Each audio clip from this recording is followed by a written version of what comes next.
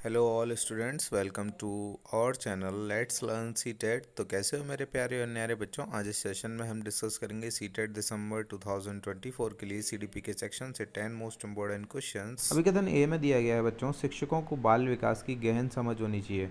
तो बच्चों, जब हमें बालक के विकास की गहन समझ इस सीटेट के एग्ज़ाम के अंदर समझाई जा रही है, तो वो किस लिए, बालक के हर पहलू का हमें ज्ञान होना। जब हमें बालक के हर पहलू का बच्चों ज्ञान होगा तो उसके द्वारा हम बालक का सार्वभौमिक विकास कर पाएंगे। तो ये बच्चों सही बात है कहीं ना कहीं। फिर इसका तर्क आर दिया गया है बच्चों के विकास और अधिगम प्रक्रिया के बारे में जानकर शिक्षक शिक्षा को अर्थपूर्ण और रोचक बना सकते हैं। तो बच्चों, हमें पता होता है कि जब बच्चा जिस तरीके से व्यवहार करता है बाल विकास के अंदर, तो हम उसको उस तरीके से अधिगम क्या करते हैं, प्रोवाइड करवाते हैं, देते हैं।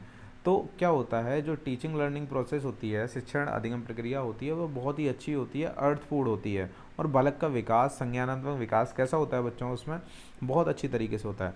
जो कहीं ना कहीं बच्चों क्या होता है, बाल विकास क्या है, शिक्षा शास्त्र में इम्पोर्टेंट है। तो इस तरीके से तर्क आर क्या कर रहा है बच्चों, अभिकथन ए की सही व्याख्या कर रहा है और ए और आर दोनों सही हैं। तो बच्चों, फर्स्ट ऑप्शन क्या है, ए और आर दोनों सही हैं, आर ए की सही व्याख्या करता है। इस तरीके से बच्चों इस क्वेश्चन का राइट आंसर क्या हो जाएगा, ऑप्शन नंबर 1 हो जाएगा। नेक्स्ट क्वेश्चन पर चलते हैं प्यारे और न्यारे बच्चों। नेक्स्ट क्वेश्चन है हमारा, वे सिद्धांत जो विकास को विभिन्न चरणों के तौर पर व्याख्यात करते हैं, वे मानते हैं कि विकास।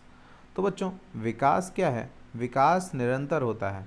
विकास बच्चों निरंतर होता है, विकास निरंतर होता है। इस तरीके से बच्चों इस क्वेश्चन का राइट आंसर क्या हो जाएगा, ऑप्शन नंबर 1 हो जाएगा। रुक रुक कर विकास होता है, आपने देखा है, रुक रुक कर विकास होता रहता है, निरंतर गति से होता रहता है। ये हो सकता है कि उसकी गति जो है कभी धीमी कभी तेज हो सकती है, लेकिन विकास जो है निरंतर होता रहता है। ऐसा नहीं है कि विकास हो गया फिर रुक जाएगा फिर होने लगेगा, तो ये नहीं।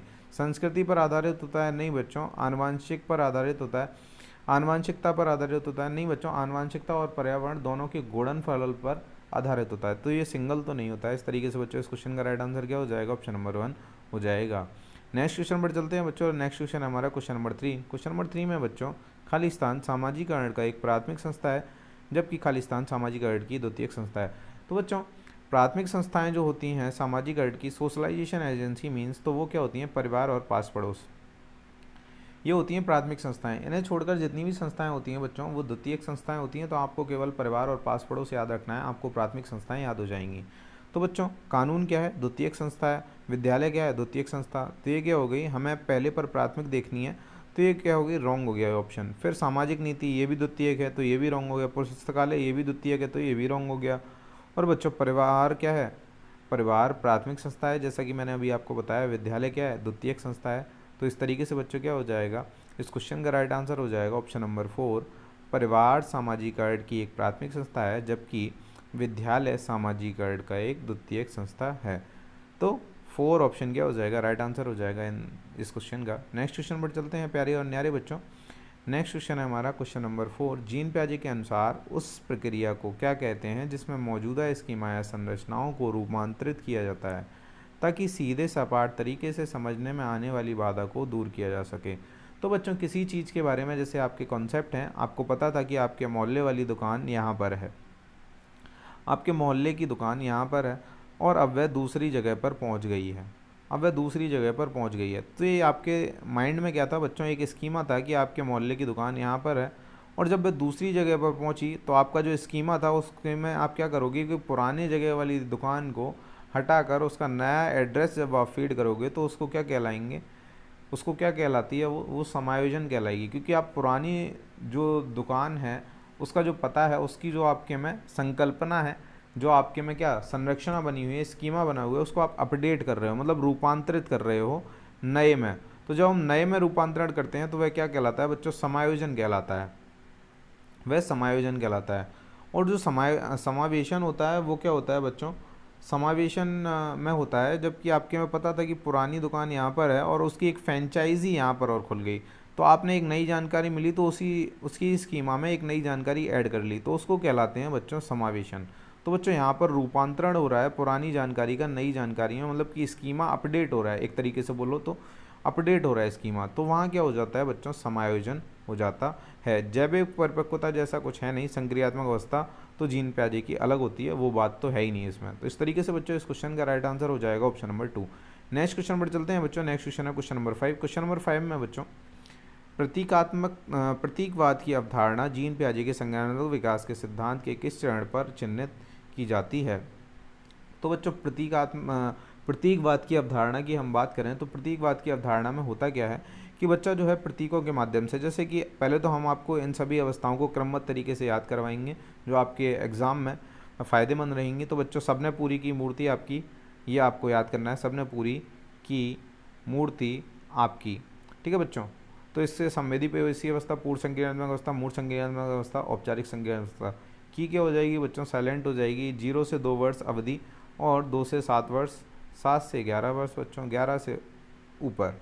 चलिए बच्चों, तो इसमें संवेदनाओं के द्वारा बच्चा सीखता है और इसमें क्या जीववाद का कॉन्सेप्ट होता है पूर्व संज्ञानात्मक अवस्था में। जीववाद या बच्चों प्रतीकों के माध्यम से, जैसे कि माँ होती है, माँ क्या करती है बच्चे को ऐसे करके बचपन में एक हाथ दिखा देती है कि ऐसे शांत रहो, तो बच्चा क्या हो जाता है? चुप हो जाता है। तो प्रतीकवाद की जब बच्चे के क्या माइंड में प्रतीक भरे हों, और जीववाद का जो कॉन्सेप्ट होता है, जैसे कि जो मेज है, कुर्सी है, ऐसी चीज़ों में भी क्या जान होती है। जब बच्चे के लग जाती है तो माँ क्या कुर्सी को मार देती है कि लग गई, इसको भी मार देते हैं, तो बच्चा क्या खुश हो जाता है और अपने दर्द को भूल जाता है। तो बच्चों प्रतीकवाद का जो कॉन्सेप्ट होता है वो किस में होता है? पूर्व संज्ञानात्मक अवस्था के अंतर्गत आता है जीन पियाजे की।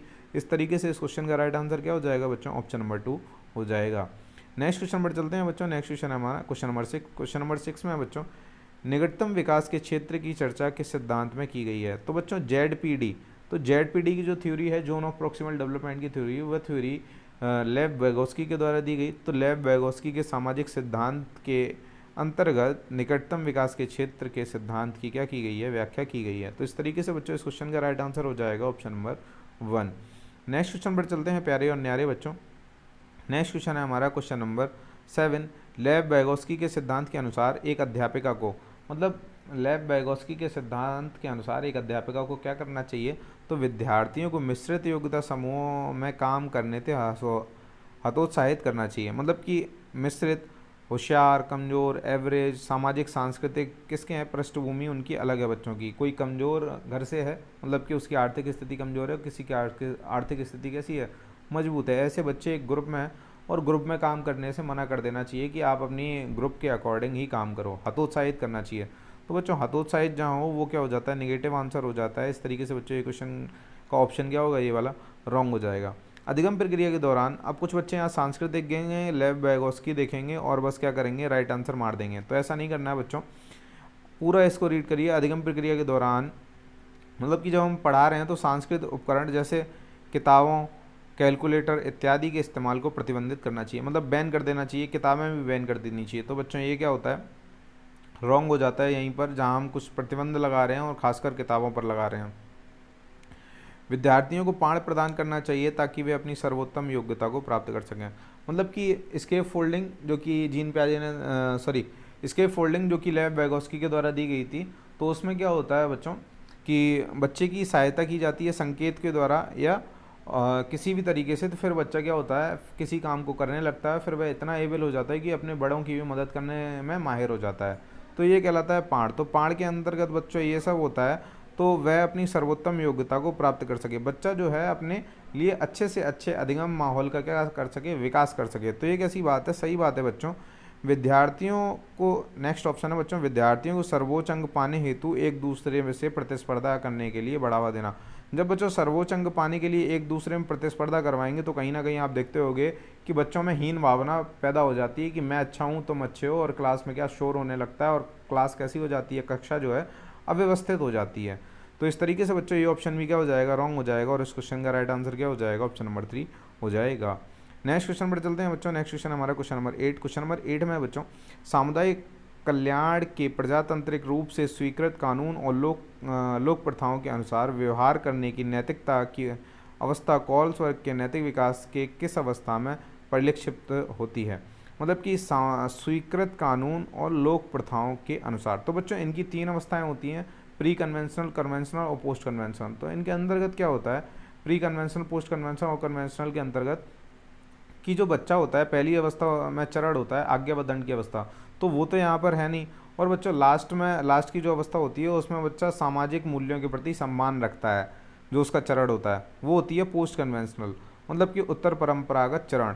तो उसमें बच्चा सामाजिक मूल्यों के प्रति सम्मान रखता है, तो स्वीकृत और लोक प्रथाओं के अनुसार व्यवहार करने की नैतिक अवस्था को बच्चों उत्तर परंपरागत चरण के अंतर्गत आती है। इस तरीके से बच्चों इस क्वेश्चन का राइट आंसर क्या हो जाएगा, ऑप्शन नंबर 3 हो जाएगा। नेक्स्ट क्वेश्चन पर चलते हैं बच्चों। नेक्स्ट क्वेश्चन हमारा क्वेश्चन नंबर 9। क्वेश्चन नंबर 9 में है बच्चों, एक प्रगतिशील कक्षा कक्ष मुख्यतः खालिस्तान होना चाहिए। तो बच्चों पाठ्य पुस्तक केंद्रित होना चाहिए, नहीं होना चाहिए, परीक्षा केंद्रित नहीं होना चाहिए, अध्यापक केंद्रित नहीं होना चाहिए। हमें हमेशा बताया कि जो प्रगतिशील कक्षा कक्ष है या शिक्षा है वो बाल केंद्रित होनी चाहिए, तो अधिगमकर्ता शिक्षार्थी केंद्रित या बाल केंद्रित होनी चाहिए। तो इस तरीके से बच्चों इस क्वेश्चन का राइट आंसर क्या हो जाएगा, ऑप्शन नंबर 1 हो जाएगा। नेक्स्ट क्वेश्चन पर चलते हैं बच्चों। नेक्स्ट क्वेश्चन हमारा क्वेश्चन नंबर 10। क्वेश्चन नंबर 10 में है गतिशीलात्मक बुद्धि से क्या तात्पर्य है। तो गतिशीलात्मक बुद्धि ऐसी होती है बच्चों, गतिशील, गति से मतलब कुछ गति हो रही है यहाँ पर, और गति कौन करता है बच्चों, शरीर करता है। गतिशीलात्मक बुद्धि से क्या तात्पर्य है, आइए चलिए पढ़ते हैं। भाषा को प्रभावशाली तरीके से इस्तेमाल करने की योग्यता। तो भाषाई बुद्धि में भाषा को प्रभावशाली तरीके से इस्तेमाल करने की योग्यता होती है, तो इसमें भाषाई बुद्धि होती है, ये तो गतिशीलात्मक बुद्धि तो नहीं होती। फिर है बच्चों समस्याओं का तार्किक रूप से विश्लेषण करने की क्षमता। तो तार्किक रूप से जब हम समस्याओं का विश्लेषण करते हैं तो वो आ जाता है बच्चों तार्किक बुद्धि के अंदर, तो ये भी इसका एग्जाम्पल नहीं है, मतलब तात्पर्य नहीं है इसका। फिर बच्चों शाब्दिकता के स्थान पर चित्रात्मक रूप से चिंतन करना। तो बच्चों ये आ जाती है स्थानीय बुद्धि। स्थान की समझ जब आपकी होती है, जब आप मैप देखते हो तो स्थानिक समझ जब आपकी होती है कौन सी चीज़ कहाँ पर है, तो उसमें चित्रात्मक रूप से चिंतन करने की व्यवस्था आ जाती है। तो बच्चों ये बुद्धि तो अलग हो गई। फिर है बच्चों दृढ़ शारीरिक योग्यताओं एवं समन्वय होना। तो जो शारीरिक योग्यताएं हैं, दृढ़ शारीरिक योग्यता एवं उनका समन्वय होना क्या है, गतिशीलात्मक बुद्धि का तात्पर्य यह है। तो गतिशीलात्मक शरीर क्या करता है बच्चों, गति करता है। सारी जो मोटर स्किल्स होती हैं वो कौन करता है, शरीर करता है। और गतिशीलात्मक बुद्धि से क्या तात्पर्य है बच्चों, दृढ़ शारीरिक योग्यताएं एवं उनका समन्वय होना। उनका समन्वय होगा जब, ठीक है। तो बच्चों गतिशीलात्मक बुद्धि क्या होती है, शरीर से संबंधित होती है। इस तरीके से बच्चों दृढ़ शारीरिक योग्यताएं एवं समन्वय होना, इस क्वेश्चन का राइट आंसर हो जाएगा बच्चों ऑप्शन नंबर 4। तो बच्चों इन दिस सेशन हमने 10 नंबर ऑफ क्वेश्चंस कवर किए। अगर बच्चों सेशन अच्छा लगा हो तो सेशन को प्लीज़ लाइक कर दो, चैनल को सब्सक्राइब कर दो, क्योंकि बच्चों इससे हमें एनर्जी और मोटिवेशन मिलता है आपके लिए ऐसे ही मोस्ट इंपॉर्टेंट क्वेश्चंस की वीडियो बनाने के लिए।